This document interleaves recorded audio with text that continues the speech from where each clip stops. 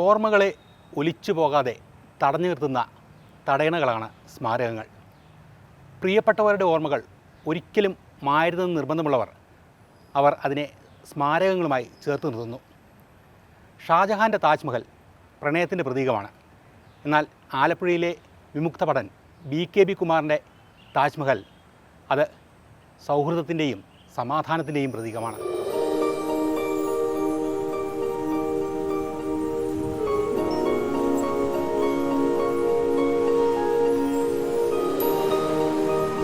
ഓർമ്മകളെ കല്ലിലോ തടിയിലോ ലോഹത്തിലോ ചിത്രങ്ങളിലോ അക്ഷരങ്ങളിലോ ആവാഹിച്ച് വർത്തമാനകാലത്തിൽ സ്ഥിരതയോടെ ചേർത്ത് നിർത്തുന്ന നിർമ്മിതികളാണ് സ്മാരകങ്ങൾ.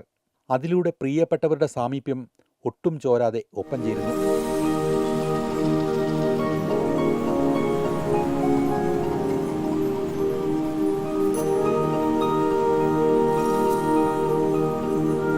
ലോകമെമ്പാടും പ്രശസ്തവും സാധാരണവുമായ നിരവധി സ്മാരകങ്ങളുണ്ട്. ചില സ്മാരകങ്ങൾ സമൂഹത്തോട് സംവദിക്കുമ്പോൾ ചിലത് തികച്ചും വ്യക്തിപരമാണ്. ഞാൻ 1967 ബോയ്സ് നേവി, ഇന്ത്യൻ നേവിയിൽ ചേർന്നതാണ്. അപ്പോൾ അവിടെ ചേർന്ന് 1971 ഇൻഡോ പാകിസ്ഥാൻ യുദ്ധത്തിൽ ഞാൻ പങ്കെടുത്തു. എന്ന് പറഞ്ഞാൽ നമ്മുടെ ഇപ്പോഴത്തെ ബംഗ്ലാദേശ്, അന്ന് ഈസ്റ്റ് പാകിസ്ഥാൻ വെസ്റ്റ് പാകിസ്ഥാനായിരുന്നു, ഇത് ഈസ്റ്റ് പാകിസ്ഥാനായിരുന്നു. അവിടുത്തെ ആ രാജ്യത്തെ പ്രശ്നങ്ങൾ ഇന്ദിരാഗാന്ധി ഒക്കെ അറിഞ്ഞു. അങ്ങനെ അത് ആ രാജ്യത്തിനൊരു ഫ്രീ ഇൻഡിപെൻഡൻസ് കിട്ടാൻ വേണ്ടി 1971 ഒരു ഇൻഡോ പാകിസ്ഥാൻ യുദ്ധം നടന്നു. അതിൽ ഞാൻ പങ്കെടുത്തതാണ്. അതിൽ INS കുക്രി എന്നും പറഞ്ഞ് എൻ്റെ സുഹൃത്തുക്കൾ ഉണ്ടായിരുന്ന ബാച്ച്മേറ്റായിരുന്നു. അവരെൻ്റെ കൂടെ ട്രെയിനിങ് കഴിഞ്ഞവരാണ്. അവർ INS കുക്രിയിലേക്ക് പോയി, ഞാൻ INS മൈസൂരിലേക്ക് പോയി. അപ്പോൾ INS കുക്രി നമ്മുടെ കറാച്ചി ചെന്നിട്ട് പാകിസ്ഥാൻ്റെ അവിടുത്തെ റിഫൈനറി ഫയർ ചെയ്ത് പിന്നെ അവിടുത്തെ 2 കപ്പലും വെടി വെച്ചത് നശിപ്പിച്ചു. അപ്പോൾ അവന്മാർ കുക്രിയാൻ തപ്പി നടന്ന് അവന്മാർ ആ ഡിസംബർ ഒരു ദിവസം രാത്രി ഈ INS കുക്രിയെ അവരുടെ സബ്മറീനിൽ നിന്ന് ടോപ്പ് അയച്ച് അറ്റാക്ക് ചെയ്ത് ആ കപ്പൽ കടലുമ്മയുടെ മടിത്തട്ടിലേക്ക് കണ്ടുപോയി. അതിലെൻ്റെ ഈ ബാച്ച്മേറ്റ് 2 സുഹൃത്തുക്കളുണ്ടായിരുന്നു. സ്മാരകങ്ങൾ എന്ന പേര് കേൾക്കുമ്പോൾ ആദ്യം മനസ്സിലേക്ക് ഓടി വരുന്നത് ഷാജഹാൻ മുംതാസിൻ്റെ ഓർമ്മയിൽ നിർമ്മിച്ച താജ്മഹലാണ്. എന്നാൽ ആലപ്പുഴയിലെ താജ്മഹൽ രാജ്യസുരക്ഷയ്ക്കും ലോകസമാധാനത്തിനുമായി ജീവത്യാഗം ചെയ്ത സൈനികരുടെ സ്മരണ നിലനിർത്താൻ മുൻ നാവിക ഉദ്യോഗസ്ഥൻ BKB കുമാർ പണികഴിപ്പിച്ചതാണ്. താജ്മഹൽ മാതൃകയിൽ പണികഴിപ്പിച്ച ഗ്ലോബൽ പീസ് പാലസ്. നമ്മളുടെ വേണ്ടപ്പെട്ടവരോ അച്ഛനും അമ്മയൊക്കെ മരിക്കണം, നമ്മൾ വീട്ടിൽ ഫോട്ടോയും പിന്നെ വാതിക്കൽ ശവക്കല്ലറയും പിന്നെ അവിടെയൊക്കെ വെച്ച് തിരിയൊക്കെ കത്തിക്കാറുണ്ട്. ഇവിടെ രാഷ്ട്രീയ പാർട്ടികളാണെങ്കിൽ തന്നെ പുന്നപ്ര വയലാറെന്നും പറഞ്ഞ് അവിടെ ഇവിടെ പാർട്ടിക്ക് വേണ്ടി ജീവൻ ഭരിച്ചവർക്ക് സ്മാരകമുണ്ട്. അവിടെ എല്ലാ വർഷവും അവിടെ ഒരു ആഘോഷങ്ങൾ കൊണ്ടുവരുന്നുണ്ട്. അപ്പം ഞാൻ ഇവർക്ക് എൻ്റെ സുഹൃത്തുക്കൾക്ക് വേണ്ടിയും എൻ്റെ ഈ വീട് ജംഗ്ഷനിലല്ലേ, അവർക്ക് ആ ജംഗ്ഷനിലൊരു അവരുടെ 2 പേരുടെ ഒരു പ്രതിമമാരി ഉണ്ടാക്കി ചെയ്യാമെന്ന് ഞാൻ വിചാരിച്ചിരുന്നപ്പോഴാണ് നേരെ കൊച്ചി റിഫൈനറീസിൽ എനിക്ക് ജോലി കിട്ടി. അപ്പോഴാണ് എൻ്റെ ഇടയിൽ കാർഗിൽ യുദ്ധം, പിന്നെ നമ്മുടെ തീവ്രവാദി ആക്രമണം, ബോംബെയിലെ തീവ്രവാദി ആക്രമണം, അങ്ങനെ പല സംഭവങ്ങൾ, വേൾഡ് ട്രേഡ് സെൻറ്റർ അറ്റാക്ക്, ഇങ്ങനെയൊക്കെ വന്നപ്പോൾ പട്ടാളത്തിലുള്ള മരണം മാത്രമല്ല, ഈ നിരപരാധികളായ ഒരുപാട് സിവിലിയൻസും ഈ തീവ്രവാദികളാൽ കൊല്ലപ്പെടുന്നു. അപ്പോൾ ഞാൻ വിചാരിച്ചു എല്ലാവർക്കും കൂടെ ഒരു സ്മാരകം ഉണ്ടാക്കുക. ദേശീയപാത വികസനത്തിനായി മതിലുൾപ്പെടെ ഗ്ലോബൽ പീസ് പാലസ് എന്ന ആലപ്പുഴ താജ്മഹലിൻ്റെ 5 സെൻറ്റ് സ്ഥലം നഷ്ടപ്പെട്ടെങ്കിലും തുമ്പോളി ജംഗ്ഷനിൽ ഈ സമാധാനത്തിൻ്റെ പ്രതീകം ഇന്നും ഒരു വിസ്മയ കാഴ്ചയാണ്. ആർമി, നേവി, എയർഫോഴ്സ്, പിന്നെ ഇതര സേനകൾ 4 മിനാരങ്ങളുണ്ട്. ഓരോ മിനാരങ്ങളും ഓരോ വിഭാഗങ്ങളെയും പ്രതിനിധീകരിച്ചുള്ളതായിരിക്കുമ്പോൾ കറക്റ്റാണ്. പിന്നെ നടുക്കുള്ള സ്ട്രക്ചർ ഈ തീവ്രവാദികളാൽ കൊല്ലപ്പെട്ടവരാണ്. അപ്പോൾ ആ ഒരു മോഡല് നല്ല ഒന്നാന്തരം മോഡലാണ്. അപ്പോൾ എനിക്കത് സ്ട്രൈക്ക് ചെയ്തു.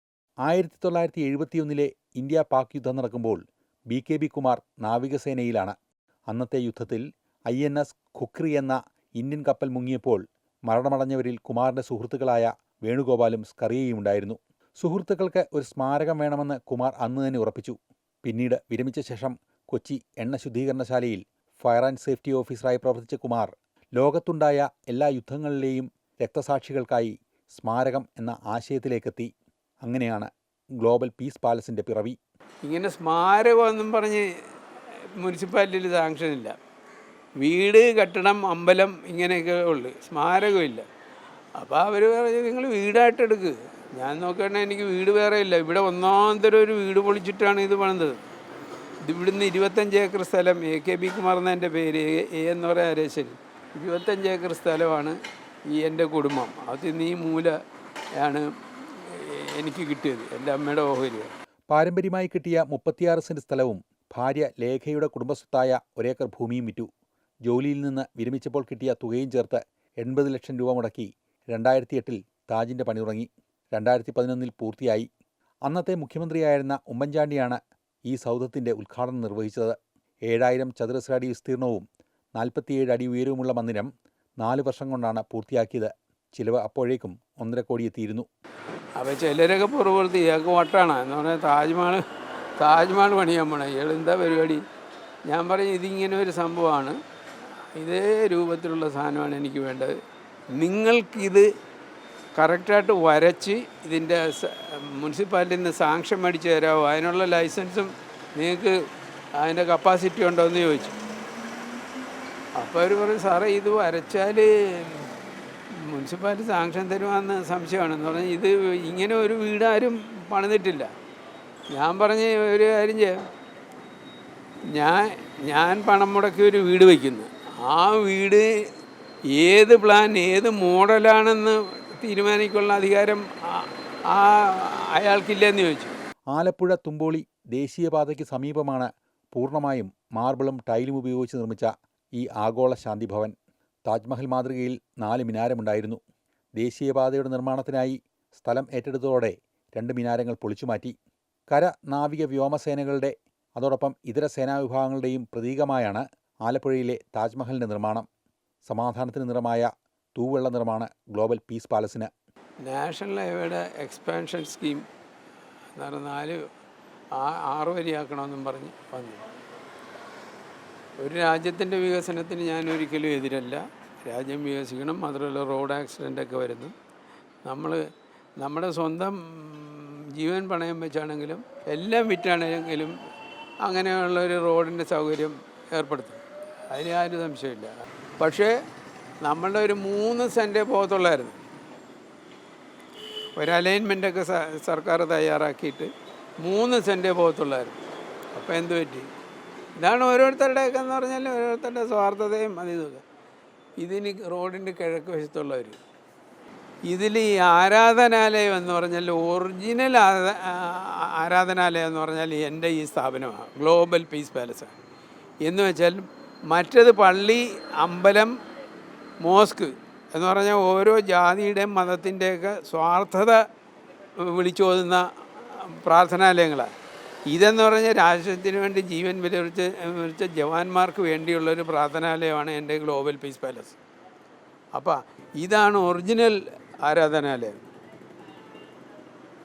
അപ്പോഴത്തേക്ക് പുള്ളി പറഞ്ഞ് ഈസ്റ്റെല്ലിങ് കറക്റ്റ് എന്ന് പറഞ്ഞു.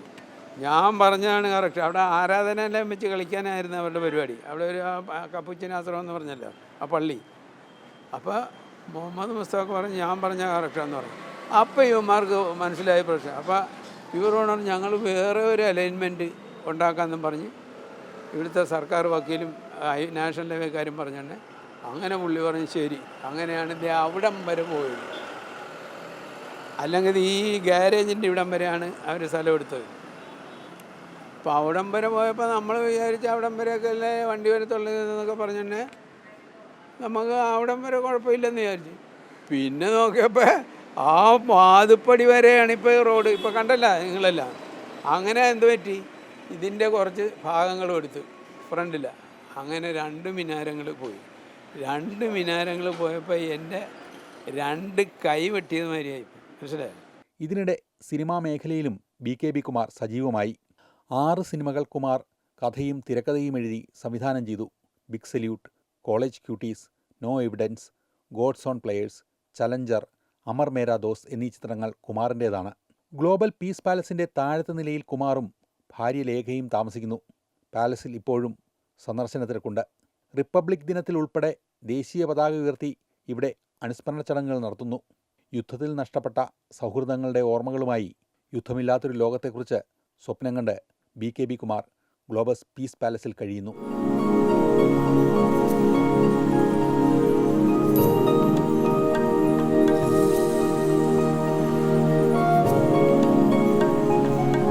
അങ്ങനെ ഈ ആഴ്ചയിലെ സെൻട്രൽ മാഗസിൻ വിശേഷങ്ങൾ ഇവിടെ അവസാനിക്കുകയാണ്.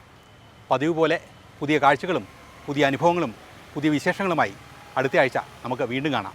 നന്ദി, നമസ്കാരം.